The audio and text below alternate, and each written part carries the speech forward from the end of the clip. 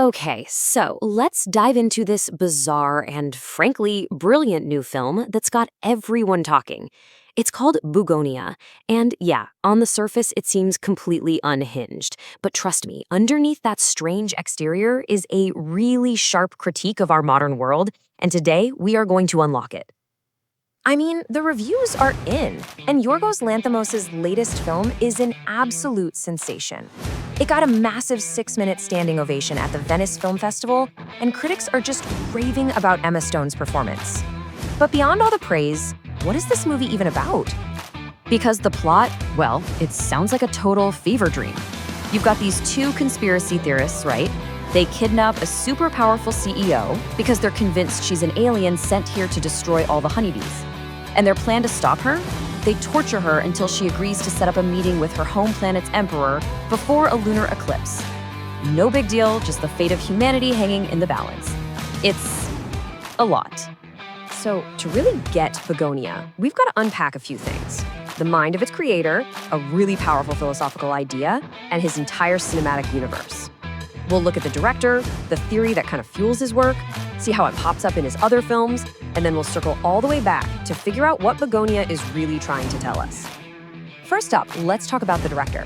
See, Begonia didn't just come out of nowhere. It's the latest creation from Yorgos Lanthimos, who is an absolute master of the strange and a huge figure in what's known as the Greek Weird Wave. He's a key player in this film movement that was really born out of the social and economic crisis in Greece back in the late 2000s. And it's known for this very unique, often unsettling style that Lanthimos has now pretty much brought to a global stage. And these films, they all share a certain DNA. They're full of these alienated characters who just act, well, strangely. The humor is super deadpan and absurd, the stuff that happens makes no logical sense, and the acting is very deliberately mechanical and distant. It all works together to create these allegories that critique our own social and political worlds. And you can just see his incredible rise here. From the Oscar-nominated Dogtooth about kids raised in total isolation to The Lobster, where single people literally have to find a partner or get turned into animals. You see the pattern, right? His whole career has been this steady build of critically acclaimed films, and they all explore these bizarre, fascinating themes of control. So what is the key that unlocks all these strange worlds? Because it's not just random weirdness for the sake of being weird. The secret, believe it or not, lies in an idea from the 20th century French philosopher Michel Foucault. It all comes down to this one powerful idea, biopower. And once you wrap your head around this concept, Lanthimos' entire universe suddenly starts to make a terrifying amount of sense. So what is it? Well, basically, biopower is how modern power structures, think governments, big corporations, even the family unit, control not just our laws or what we do, but our actual bodies and lives. It's all about regulating populations by regulating things like health, birth rates, and productivity. It's power over life itself. Now, Foucault saw this working on two levels. First, you have what he called anatomopolitics, which is all about disciplining the individual body, treating it like a machine that needs to be trained and optimized.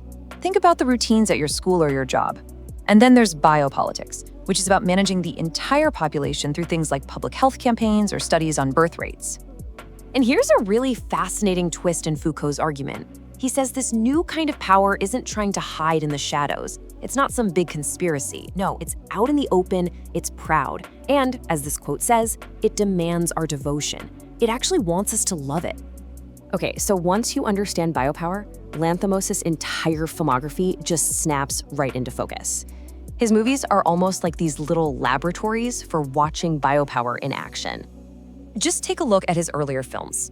In Dogtooth, you have parents who have total biopolitical control over their kids' bodies and minds. In The Lobster, the state itself literally controls your relationships and whether you can reproduce. And in The Killing of a Sacred Deer, a doctor holds the ultimate biopower, the ability to make live and let die. And that's the whole point. He creates these small, contained, hyper-controlled worlds, these little microcosms, to show us the much larger and often invisible systems of power that we're all a part of in our real lives. Which brings us all the way back to the mystery we started with. Now that we have the key, biopower, let's unlock the real meaning behind the kidnapping, the aliens, and the bees in Bugonia. Okay, so armed with this idea of biopower, the film's crazy plot suddenly becomes this powerful allegory. Kidnapping a CEO, that's not just a crime, it's a direct attack on a symbol of corporate control. This whole alien conspiracy theory, it's a perfect metaphor for our belief that some hidden force is controlling our destiny. Shaving her head, that's a raw, classic act of disciplining the body. And the obsession with honeybees, it's the perfect stand-in for managing an entire population. Even the title itself is a huge clue. Bugonia was this ancient kind of mythical ritual where people believed you could spontaneously generate a new swarm of bees from the carcass of a sacrificed ox. I mean, creating new life from death. It's a perfect, if pretty grotesque, metaphor for the ultimate goal of biopower. And really, the film's entire plot boils down to Foucault's central idea of modern power, the power to make live and let die. These aliens are literally debating whether humanity as a population is worth saving. It is the biggest biopolitical question of all. Do we deserve to keep going, or are we a failed experiment that needs to be wiped out? So, after all that, we land here. Why should we even care about these strange, uncomfortable, and sometimes darkly funny movies? What's the real takeaway from all this weirdness? Well, Lanthimos himself gives us a pretty clear answer. He says he's interested in exploring the absolute limits of control. His films are designed to push these ideas to their most extreme conclusions, just to see what happens when the systems that govern us are totally laid bare. His films, really, they act like a funhouse mirror.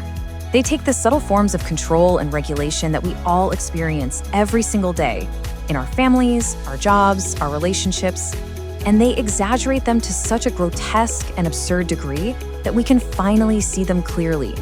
He makes the invisible power structures of our world visible. And that leaves us with one last thing to think about. His films show power taken to its most absurd, most terrifying conclusion. But the real question he leaves us with is this: where do we see those exact same forces in quieter, more subtle ways, shaping our own lives every single day?